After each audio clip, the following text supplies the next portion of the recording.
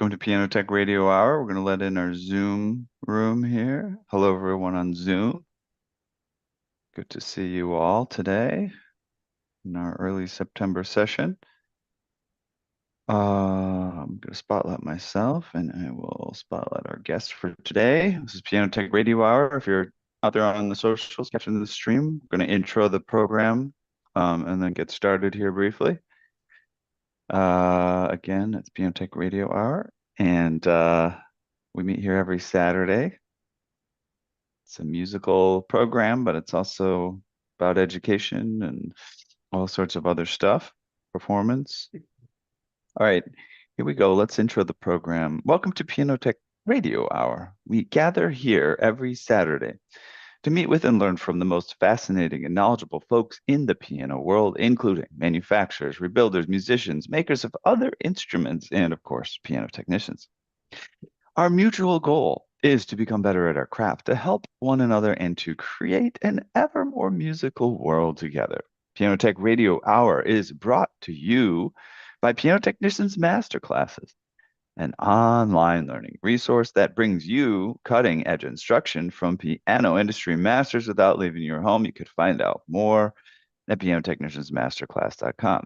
You can also subscribe to Radio Hour for just $16 a month to get direct access to each week's private Zoom call, as well as all the archival recordings of over 200 episodes in our member area. You can join using the link bit.ly/join PTRH. Also want to remind you, we have a podcast-only version of this program at pianotechradio.com.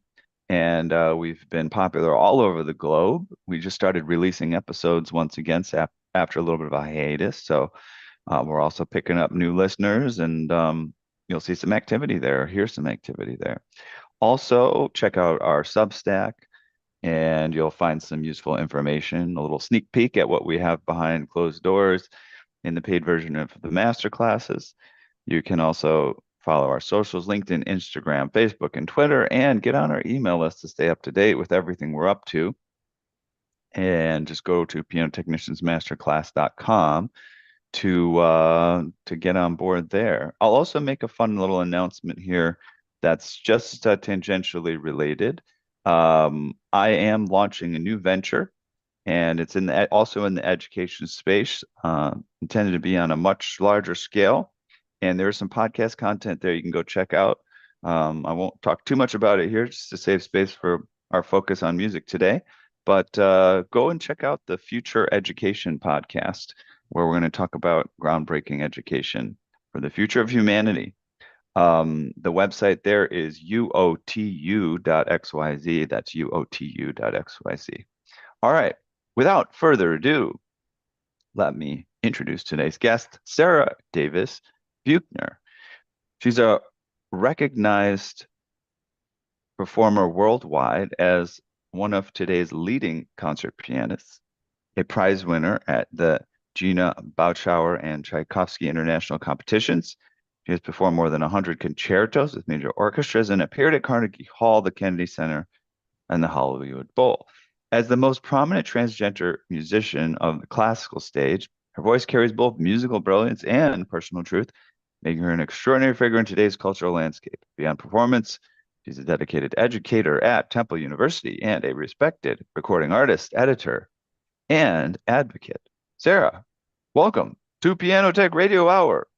What an intro. My God. I feel like it's 1937 and we're on the Mutual Radio Broadcast Network. It's fantastic. Nice to be We, here. in fact, are on the Mutual Radio Broadcast. Thinking of Franklin Roosevelt with all this battery of microphones and all the rest of it. It's great. Very, very nice. Love that we call this Piano Tech Radio Hour. It's fun to That's a great fun to have a little radio hour theme. Yes, exactly. But yeah, welcome to the program. I would love to, as I often do at the beginning of the program, dive back into the history of your growth and existence here, as we're sort of doing already. Tell us when you first realized you had an affinity for music and that it might become a career. What was your childhood like in that respect? Well, I'll go back to the very beginning because I always think of my life in music as a direct result of the sort of the social milieu, shall we say, the 1940s and 50s in which my mother grew up. She was a great fan of the movies. And when she was a teenager and went to see a motion picture, she saw these biopics of Chopin and Tchaikovsky and things like this. And she also loved the musicals with music of Gershwin and Cole Porter and things like this. So when I was born in 1959, and my older brother, when the two of us were growing up in the suburbs of Baltimore, our house was full of things to stimulate us culturally. We had reproductions of masterpieces on the wall and very good books. And she'd leave the radio on all day to the classical music station. And my brother started taking piano lessons when he was about 6. And I wanted to take piano lessons, but the teacher who came to the house wouldn't teach me because I was so young until my mom, who was kind of a tiger mom, forced her when I was 5 to give me a lesson. And I could read the music without instruction. I seemed to have kind of some natural affinity for it. But I really give so much credit to my mother for bringing that to our household because, if I had not grown up with music teacher coming to the house and hearing that music all the time, I don't know what my life would be. But since Mm. I was that age, I knew that was what I was going to be. I always wanted to play the piano. There was no option, really for me. I always wanted to do that. So I studied with that teacher for a couple of years. Then she took me to her teacher, who was a very fine concert pianist who taught at Peabody and then later at Towson State. And he taught me for about 10 years until I went to Juilliard in 1976. So it's at Juilliard, I had the benefit of I studied with Rudolph Verkushny, a great concert pianist. And later I also studied for a few years with Byron Janis, the great American pianist. I was very, very lucky to have teachers of that caliber. And the rest, as they say, is history, right? I entered some competitions and I had some good success on the concert stage and built a career. So I think I was fortunate in many, many ways, but particularly because of the culture that my mother brought into our house. That was just key to everything. Just being surrounded and growing up in that milieu where classical music was respected, and we had it in the house, and the radio, and the piano lessons, and also going to symphony concerts once a week. Yeah, this kind of thing. It was just part of my growing up. That's wonderful. Yeah. Yeah, and I feel like nowadays it's it's just a different cultural landscape. And so there are some families who are steeped in, these things, but it's, to take the kid to an orchestral concert is probably much more of a rare happening, We've It's have a all 7-year-old. Well, I What's mean, that? that's of course it is. It's very, very rare now, and that's a byproduct of, I mean, everything that we see today in terms of technology and how it affects our lives. I mean, there's good, and then there's bad, and then there's in between, I guess, as well. But one of the very bad things that's happened is the lack of interest in social going out. People are just much less inclined to get out of their house and go and do something. And for me as a teenager, particularly, I mean, I had some friends in high school whose parents also took them to the Baltimore Symphony concerts, and we went once a week. We'd see each other there on the Wednesday night subscription concert. That was a big deal. We got dressed up, Mm, we listened to the music, and it wasn't just the music, it was the music in that acoustic space.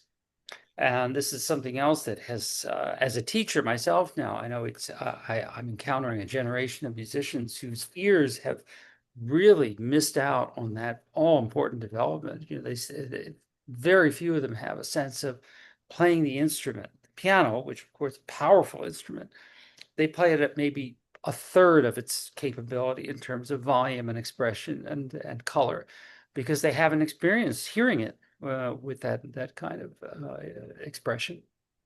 So that's mm, a big, big problem to get them to understand that you're not playing for your neighbor, your friend sitting in the practice room. You're playing for somebody who's, you know, 2,000 seats away in the top balcony.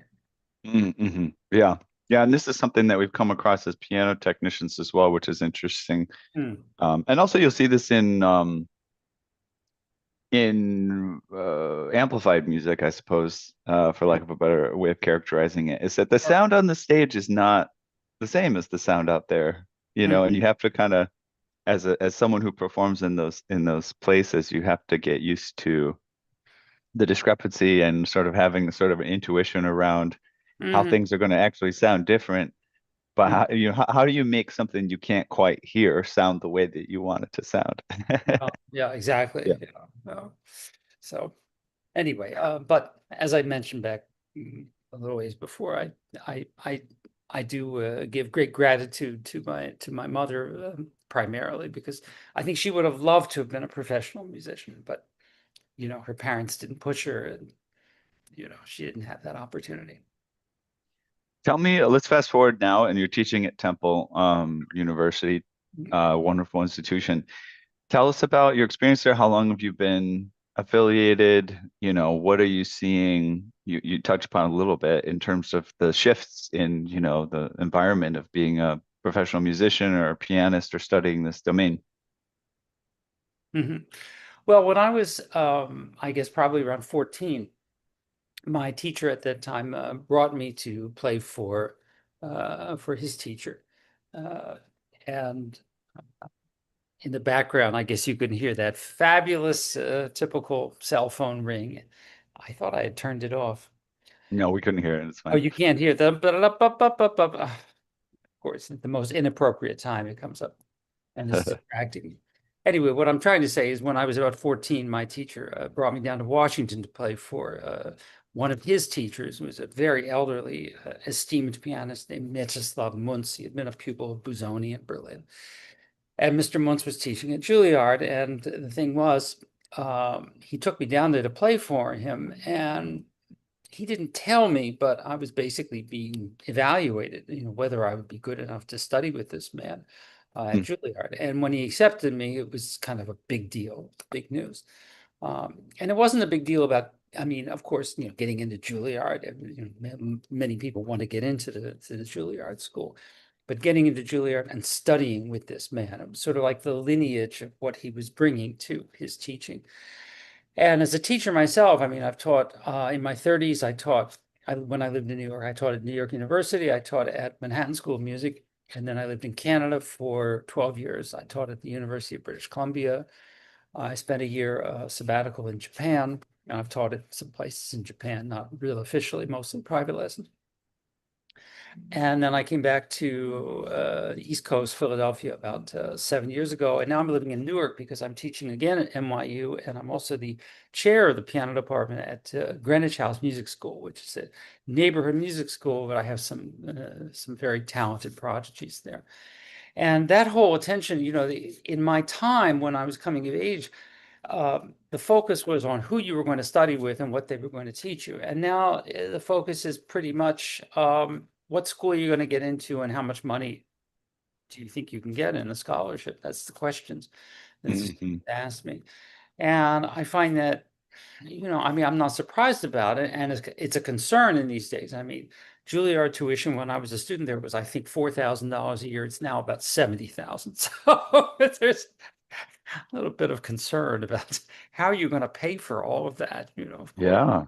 Um, but there is far less concern. I'm saddened to note about sort of the lineage of teachers, like who did you study with and what did they teach you and what's your school Mm. of piano playing? I was very aware that for Kushni was a Schnabel pupil, and Bedora Skoda, who I played for later, had lots of Viennese ties, and Byron Janis had been Harvard's great pupil, and so they were giving me this advice of the Russian school, the French school, et cetera, et cetera, et cetera. This all seems to be kind of mostly gone because we're living in a polyglot society, of course, and pianists are very much measured by their fame and their YouTube hits and things like Mm. this.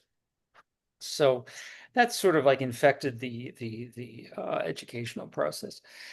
There's one example that I like to bring up, which I think says a lot about the good and the bad altogether. So back in 1961 or 62, the great French composer Francis Poulenc played his own two piano concerto with his good friend Jacques Février, and it was filmed with the Paris Conservatory Orchestra with Georges Prêtre conducting. And this document is so beautiful and so wonderful. I mean, Poulenc was at the end of his life, but he's in very good shape in the thing. He plays beautifully, and Février is wonderful. It's a great recording. So many years ago, I became aware of this, and I bought a DVD of it back when people bought DVDs. And now, of course, you can see it on YouTube if you want to, just hit a button and see it. Now, I point out to people that if I had wanted to see that when I was a student in Juilliard in 1976, 77, I would have had to buy a ticket to Paris, somehow get into the Paris Conservatory, ask them to open the vault and show me this video maybe once or something like that. Now I can hit a button and see it anytime I want. It's amazing and it's incredible. Now, at the same time, I'm teaching a piano literature class at New York University, and I can't make assumptions that these young people know a lot about piano literature. That's why they're in college, so they're learning it. But if I tell them to watch a video of the Poulenc double concerto, they're not going to look up Francis Poulenc's video of that. They're going to, whatever pops up first, probably be a couple of student pianists. They'll watch that and they assume that that's fine. So this incredible document is easily available to them, and yet most of them will not have the incentive or the imagination really to look it up. Hmm. So you know what's good, what's bad. Yes. I think Yeah, about that's yeah, when I think about the times when I was a student in the Juilliard Library and I looked things up and we had to put the record on and put on the headphones, and this kind of thing. And just to find some famous recording of something was such an exciting deal. It meant a lot to us. hmm So, in terms of learning things, the search has so much to do with what you learn. I mean, the effort you mm. spend to find things out means a lot. Another metaphor I guess I could make is that I used to go out and buy 3 or 4 daily newspapers, just like my dad and granddad used to do. And if you're looking for a music review, okay, you buy the New York Times and you'll look at even without thinking about it, you'll see the headlines on the front page, you'll see the economics news, you'll see the sports news, you'll see medical things, you'll see the op-eds and the editorials and commentary and local stuff, whatever, before you find the music page. You've taken in so much related information that has to do with the social mores of the times before you've even gotten to the story you're looking for. On the internet, punch in, it's there. So you Mm. learn something quickly, or you've read something quickly, but without putting it in any context whatsoever. So, I vowed not to sound like some, old person who complains about new things and say it's bad. It's not bad. I mean, there's so much that I can learn from the internet, and I'm using it today. I'm preparing a couple of lectures, and I'm using AI like anybody. Put questions in. When did Czerny write such and such? Well, hmm it takes me a hell of a lot of time. But if you always use that to get quick answers without knowing, the background of what it is you're researching or the whole history of it, it's not great. And I worry that young people today are getting a steady diet of little info bits without learning really much of anything. Without the context. Yeah. Yeah, without the bigger picture. Yeah, those are really good points. I think just to call back to something that just mentioned, that I'm working on what does university education look like in the future, right? What does the college and university education look like? And at the same time as wanting to be at the cutting edge of what's next in the future, got quantum computing and you've got AI and you've got biotech and you have sorts of lot of interesting topics. There's also these sort of fundamentals that that are very important. My son is 7, but he's getting into Greek mythology, Wow. and I'm like, wow, how is this happening? And it's because there's this wonderful book series by this guy named Rick Riordan. He wrote a book series called The Percy Jackson and the Olympians, and it's actually set right there in the New York City area. Oh, really? And Cute. it's about some kids that, are in grade school and high school, but Percy's father is Poseidon, and saying he's a demigod, and so all the gods are interfering in the kids' lives, and but it's really opened it up for him. But it has gotten me to thinking about how in high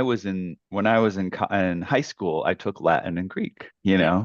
and how much that's helped me, with my language skills and all sorts of things, from the arts to the sciences, and how much also that foundational information, if you don't, it's kind of one of those things where you can go through your life and you can do this and that, and you get it because you get it because somebody told you, but then you can go and you can say, oh, that's why, that's why, that all this happened. And that happens with I think Greek and Roman foundations as well. You could hear this and that and this and that, and until you put in context, once you put it in context, it becomes a much more solid concept that becomes much richer. And Of yeah, I agree. I think that we're missing out on the context, and we're kind of floating on the surface of information and capabilities. yeah. I want to play some of your music. Okay. I have a couple of things here that you've shared. Hmm. I've got this one is the Symphony Nova Scotia, sorry. And then I also have the Wolf Adagio. Hmm. What would you like to check out first here among the two? And do you have Oh, well, they're do very you, different. I mean, the with the Orchestra Nova in Nova Scotia, that is a performance of the piano concerto in one movement by Florence Price, who's an hmm African American female composer, hmm kind of rediscovered in the last decade or so. yeah. And I was happy that a Canadian orchestra programmed that and asked me to play it. Since I lived in Canada for 12 years, I became a dual citizen. So I do some concert work up in Canada as well as the US. And that was a live performance. It was filmed live. And I had run, I think, about 103 temperature the day before. I Mm. spent the night before that performance in the hospital Whoa. because I just got some flu. I think it was not COVID because they tested me, I know, but I picked up something so horrific, and I thought, and then there was a snowstorm the next day too, and they were threatening to cancel the whole thing, so they filmed the dress rehearsal in case the concert wouldn't even happen. But then the concert did happen, and I don't know, I think the combination of all that drama plus the sickness, I was focused like never hmm before.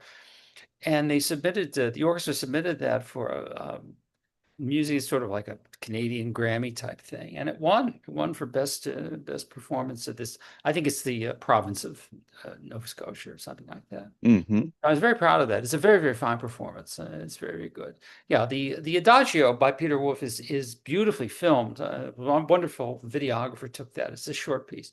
So I don't know what's Let's go with the orchestral, and sure. I'll Yeah. just make a quick comment. Yeah, that reminds me that sometimes the fever state it puts people in clarity in some ways, like you're suffering in some way, but also there's some sort of interesting focus there, Yeah. and also Funny.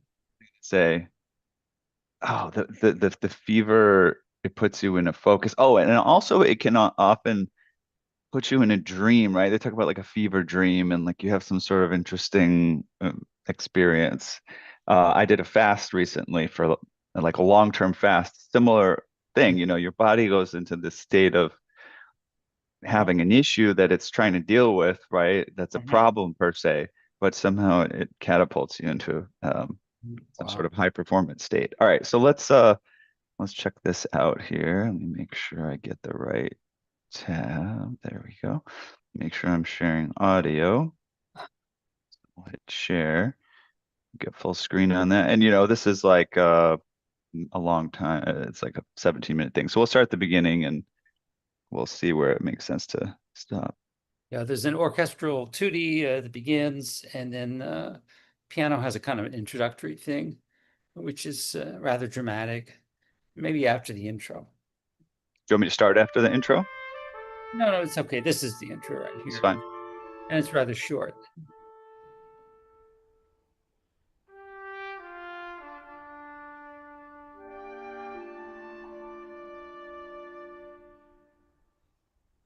all these people had worn their concert clothes for this. This was, I think, part of this was the dress rehearsal. Maybe it was a dress rehearsal because they didn't know that the concert's going to happen. That's right. Now I'm remembering.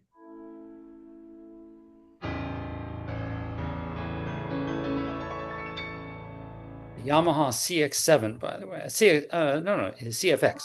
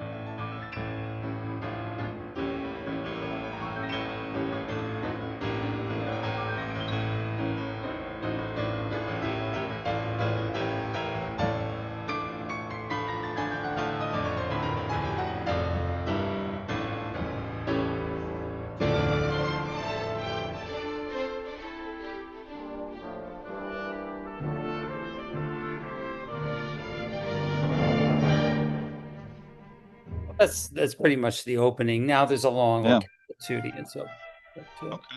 Wonderful. yeah, Um, a very dramatic opening to that piece. it's beautiful. Yeah, and this is Florence Price, you said. We've Yes. had we had several guests over the past year or two. Florence Price comes up, and Mhm. Yeah. it's interesting to see these kind of movements and trends in the music. Well, Um, right after well, I almost said Rodney King. That's dating me. I meant uh, the other the other fellow. My goodness. Anyway, but the DEI movement. At the beginning of that, the orchestras started to look for repertoire like this that they had really neglected. I mean, Florence Price had been neglected for decades and decades, but she was very highly thought of in her time. And I mean, I was really, really happy to experience, have that piece was finally reprinted by Shermer around that time. And it's good to have people's histories coming back into knowledge. You were just talking about the context and so forth. I mean, we don't understand our full context if we don't know. Things aren't talked about. So mm. yeah. All right. Well, thank you for sharing this performance. I'm almost tempted to get over to the other one as well. It's And very different. Yeah.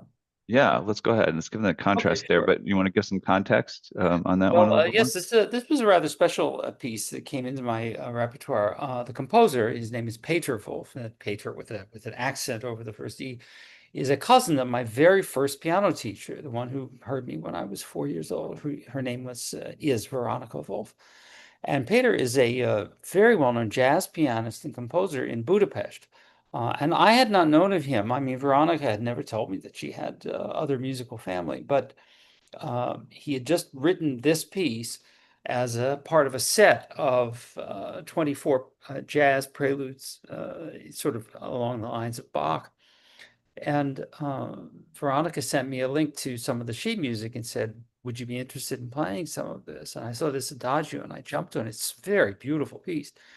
And then I ended up playing the North American premiere of a lot of those pieces a couple of years ago in Merkin Hall. So I played a lot of the pieces. At the time that she sent that to me, it was in the middle of the COVID crisis, and I wasn't going out very much. And it gave me a project. I learned all of this cute thing. It gave me a very important project of new music to play. And I've since gone to Budapest and spent some time with Peter and played these things for him and so forth. So this is a very, somewhat in Bach's style, although his own kind of take on that. A very meditative piece. I think it's about 3 minutes long. You just let the whole thing play. A friend of mine from Okay. Philadelphia filmed this in my Temple University piano studio. Okay. Yeah, let's take a look and a listen.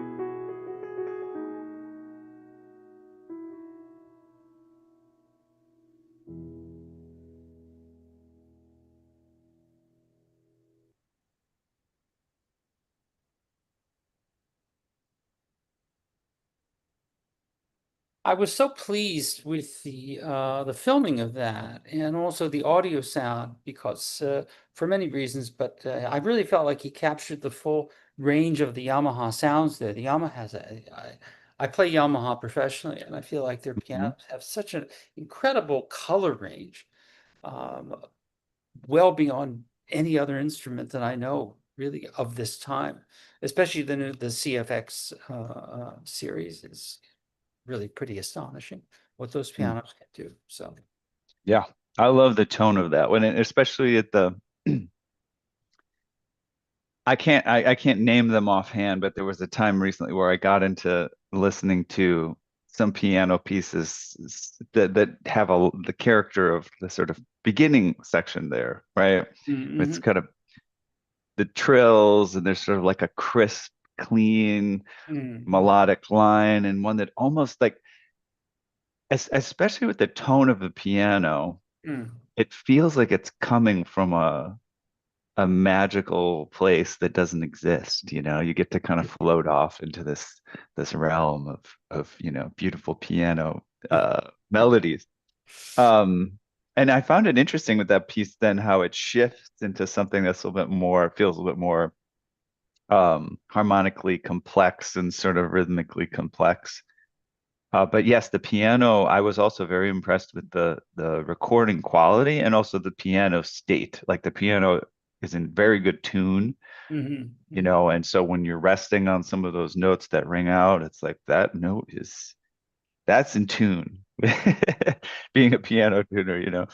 Um, but yeah, Yamaha has come a long way too over the past several decades, and it's just the kind of that principle of refinement that comes, from the culture, and they've done a lot. I've heard to really listen to the artist, at what the artist wants, and then change their design and approach gradually to meet the needs and the desires of the market. So, Yeah, I think it's very, very true. Their R&D is really pretty impressive, and I've kind of very unusually, I think, for an American pianist, I've had a nearly lifelong association with that piano.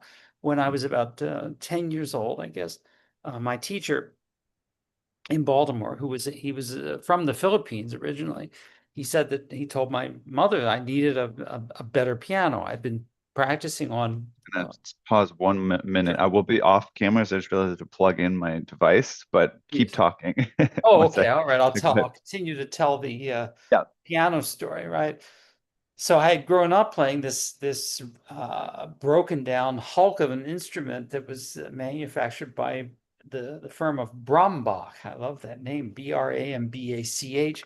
I looked it up many years later. They had a factory in the South Bronx, along with Krakauer, I think, and a few other. I think maybe Este had a factory in the Bronx also in the 1920s.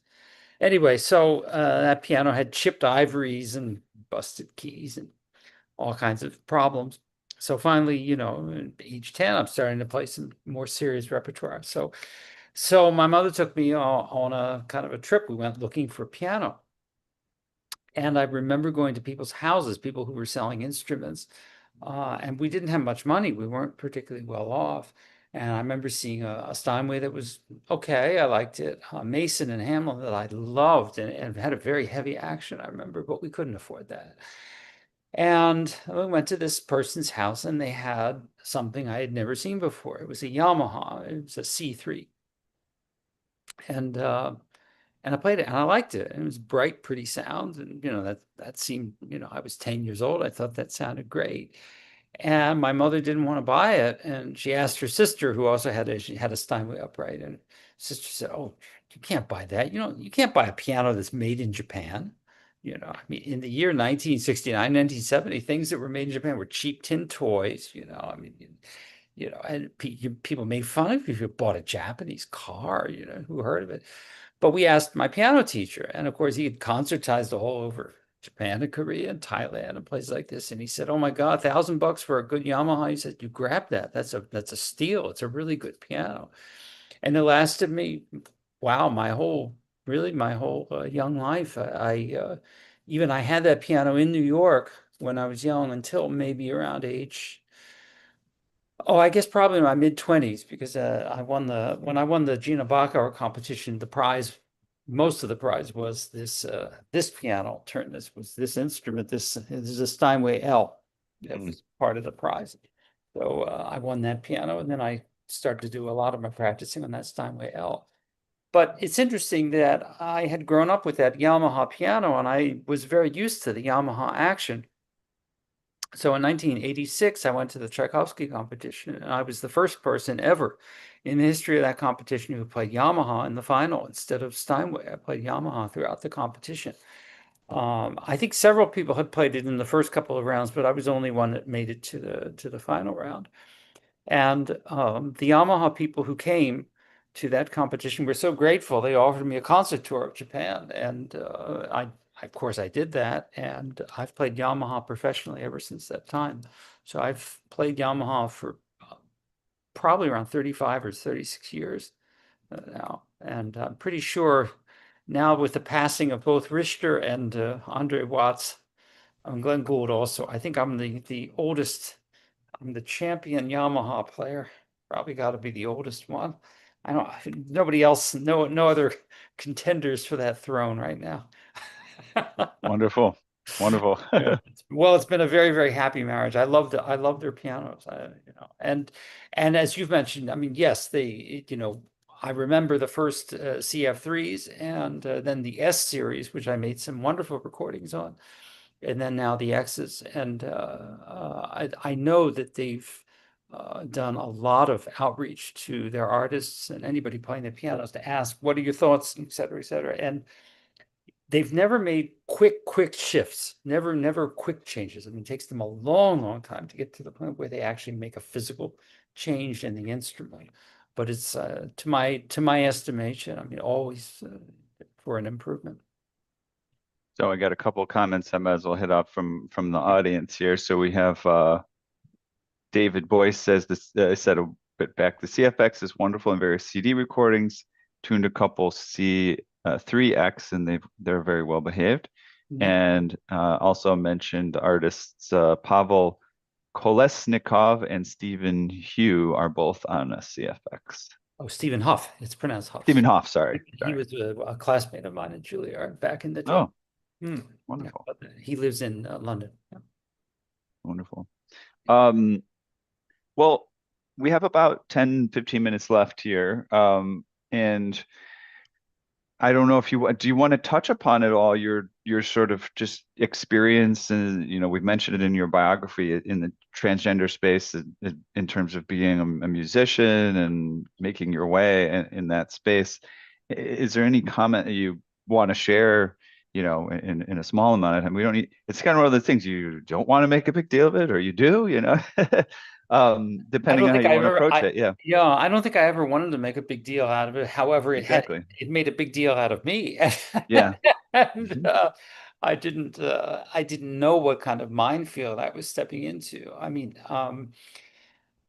I'm saddened and sorry to say that to be a transgender human being is to be extremely misunderstood in this day and age, and even vilified, which really surprises me. At the time I transitioned, I was in my later 30s, and being transgender is a state of being that you know as surely as your hand is this shape, or the color of your own skin, or what I mean. And when I grew up, I knew what my gender was, but it didn't match what people called me. And then when I had to go to school, then I understood that I was sort of felt like I was a New York Yankee, but I was playing for the Mets, you know. It's not something's not really adding up here. And the music career that developed for me already in my early 20s kind of hindered, not kind of, very much hindered me from dealing with that aspect of my life, because I mean, I had a name, I had a manager, and I assumed that if I came out, honestly, it would just destroy my career. And when I finally, got to that point in my mid 30s where I thought, I've done enough for my music. I need to do something for myself now. You know, yeah, I wouldn't say it destroyed my career, but it sure set me back a very, very big way. I mean, I had a powerful manager who just stopped getting me concerts. I had a teaching job that I lost. I just couldn't really get any work. And then when the offer from Canada came, I ran because I knew that Canada was a far more progressive country than the US. So I went to Vancouver. And slowly but surely, I mean, I got a new manager who pretty much was very successful in helping me to build my career up. But it was largely on the backs of Canadian orchestras that were willing to hire me because American orchestras just wouldn't. So slowly but surely that built up. I mean, I think I'm always going to feel that I've been denied some things that I earned. I mean, I was the top American prize winner of the Tchaikovsky competition. That usually carries a hell of a lot of cachet, and it's been sort of, I mean, enough years have passed, and more editions of that competition have come and gone, so it's not such hot news or anything, um, but I never saw coming what we have today, which is most of the things written about transgender individuals is just dead. It's either dead wrong or it's vicious or it's nasty. You know, you find yourself being vilified. I think that's the word I used before. So I'm aware of that when I walk onto a concert stage, that I represent something, and I always want to make sure that I play well and I do honor to the music and people have a good impression of what it is that I do. And I would say, particularly the last 15 years, usually if I get an engagement to play somewhere, the orchestra will send me to do outreach things to local high schools or GLBTQ groups or something like that. And I've gotten very used to doing that. And usually, before the current administration, I looked at that as a really positive thing and sort of bringing uplift and supporting people and so forth. And now it's I don't know, the landscape is frightening out there. I mean, it's really we've come to a very strange time in our country's history, and I just don't know where everything is going in that department.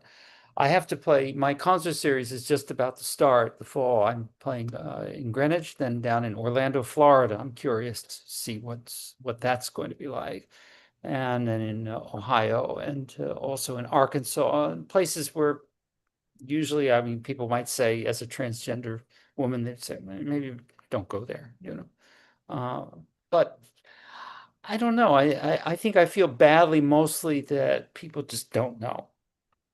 Hmm. You meet plenty of human beings, they will say they've never met a transgender individual in their life, and they probably have, they just didn't know, what's Sure. really is the big deal. But it's easy to vilify people who are different than you are. I mean, our country has a long history of that, doesn't it? And usually there's a happy ending. There's a sense of, okay, we've made social progress. Now, I think this is the first time I can recall in my life, I'm 66 years old, that I'm not so encouraged about a happy ending. I see the divisions and so much has been stoked lately. It's hard to see where it's going to end up. Hmm. Yes, I'm continuously confused, but I try to make sense of how much is at stake for people around gender and sexuality, Mhm.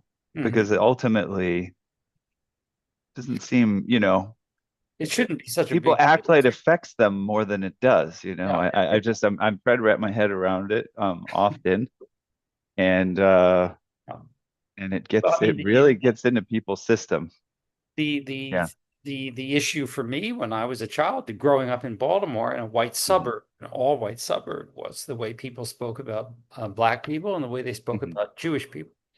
These were the two groups that I heard vilified, all the time. And somehow, I don't know, kids aren't as dumb as we assume they are. This stuff went in one ear and out the other, and I always thought, boy, that's nonsense. And they're just, I mean, I knew kids like that, and what was the matter with that, Um, but this is people scoring cheap political points and, sowing divisions and doing just kind of like doing bad things. I like to think it'll come and go, but I don't know. At a certain point, I certainly feel when I think about it right now these days, it just makes me feel very tired. I'm, I had to battle my own prejudices against myself as an individual and what embracing my true gender would be like. I was scared of it for a very long time, and a lot of trans people are. And then I finally got over that and dealt with it, and gee, that wasn't so terrible. That's just, being who I am. And yeah, indeed, why is that threatening to people? People are fearful of what they don't understand. So I guess to some extent, maybe to a great extent, when I walk onto a concert stage, it's my chance to educate people, show them I'm a human being, and I'm a human being who cares about beauty and about sharing music. I mean, that's all there is to it. Hmm. Yes, I think what I've realized more and more is that um, there's power at stake. Mm. So when people have a system, no matter what the system is, if it supports their own personal story and their own personal power kind of being a little bit better than the rest, right? Then why should we change that? Let's just not. But good on you for for being willing to kind of face that and hope you don't get too tired that you can't be. It's tiring. It is tiring, isn't it? Yeah, that It you is can't tiring. I mean, when I was in my keep 30s, on. 40s, it was one thing, but to be 66, I'm reaching the age where I sort of feel like people should just sort of get me a chair and say, "Come on, Granny, have a seat and play the piano for us." Okay, wonderful. Well, congratulations on all your successes, Thank you. Thank you so much. and I'm reassured, at the sort of levels of achievement that you've been able to legitimately, hold on to and I give you all the credit in the world for that. So, any final words of wisdom or, last minute asks of the audience before we roll out of the program today? I can't think of anything too important. I know this is my chance to self-advertise. I have recently done some work with the company called Parma, Parma, in terms of recordings, and also they redesigned my website, which is about to be relaunched, which is saradavisbuechner.com. So if people can look for the revamped website, I'm hoping it'll be up by Monday or Tuesday. It's been down for a while, but it'll be coming up. I also recently started thinking more about the 21st century. I joined Substack, and Facebook continues unabated, and I joined Blue Sky as well. So I post things on there, which to some extent I don't like doing it. To me, it's like wasting time putting silly thoughts, down. But Sure. people like it. So if people like it, I'm here. I'm here to please. So so I'm doing those things. So may I encourage people I to help try to that, you know. I try to think of it like, in the past it was radio and television and newspapers. That's how you reached people. It's just how you reach people. That's the media of the day. So you get Yeah. over whatever and you just go ahead and do it. True. It's very, very true. And I had the experience. I'm not going to say who, but I have a concert to play in New York, and I wanted very much to play some Poulenc, an all Poulenc program. So I engaged an oboist. I hired an oboist who I've never played with before, but she's very famous on Facebook. She has like 50,000 followers, and I mean she's a great professional, and she has a great reputation as a performer. But I plead guilty that, I've been reading her Facebook page, and I thought, I'm just going to ask her to do that oboe sonata with me. And to my surprise and delight, she answered immediately. She said, "Oh, I've been a fan of yours for a while, And I thought, that's a match made in heaven. And I thought to myself, will 50,000 people come to hear me do this with her? Probably not. But That's wonderful though. That's yeah, wonderful. well, Um, all right, I'll wrap it up here. Thank you so much. And then also we'll jump off the Zoom link, and then if you don't mind jumping right back on you, and I'll just do a one-on-one wrap up after we okay. kick the audience out of the show here. All right. But I'll do our normal outro material and say we have reached the end of another musical journey here at Piano Tech Radio Hour. Of course, thanks to Sarah for joining us today. As always, we are brought to you by Piano Technicians Master Classes. That is cutting edge instruction for piano industry masters without leaving your home. For those of you that joined us today by signing up for this session individually, you can make your life more convenient by subscribing to Piano Tech Radio Hour. Just $16 a month. You'll get the recording of today's session in our member area. as well as automatic registration for each week's new session. Sign up at bit.ly/join PTRH. That's bit.ly/join PTRH. Don't forget about the podcast, the Substack, the LinkedIn, Instagram, Facebook, and Twitter. Just sign up for our email list at pianotechniciansmasterclass.com. And when you get a minute, go check out the new venture at uotu.xyz, the University of the Universe, and the Future Education podcast that's just getting started with some pre-launch content. All right, thank you, everyone.